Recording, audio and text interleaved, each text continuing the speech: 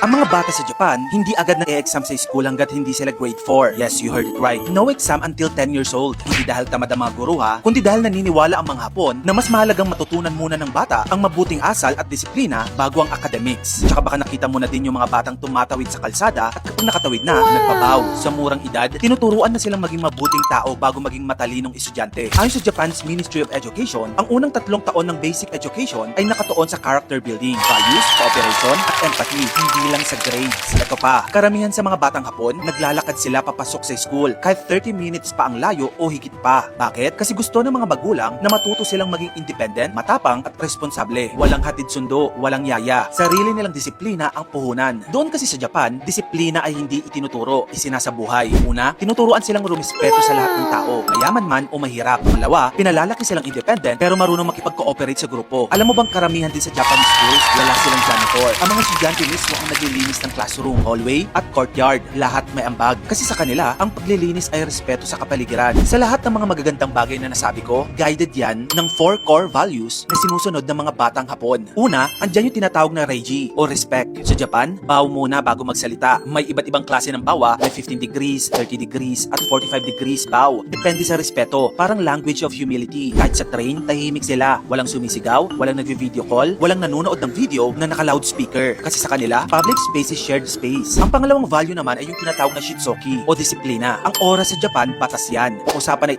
8 AM, ibig sabihin 7:55 andun ka na dapat. Late ka ng 5 minuto, disrespect na yon. Sa school, may hancho system. Bawat grupo may leader na in charge sa order. Kaya kahit bata pa, sanay nang maging responsable. Ang pangatlong value naman ay yung tinatawag na kyoryoku o teamwork. Bata pa lang, tinuturuan na silang magtrabaho bilang team. Kapag PE, sabay-sabay stretching. Kapag lunch, sabay-sabay kakain. Walang mauuna. At sa lunch duty, mga estudyante rin mismo ang nagsiserve ng pagkain, naghuhugas ng pinagkainan at nagtatapon ng basura. Walang boss, walang pabida, lahat pantay-pantay. Ang pang-apat na value naman ay humility and gratitude. Pagkatapos kumain, sinasabi nilang, ごちそうさまでした。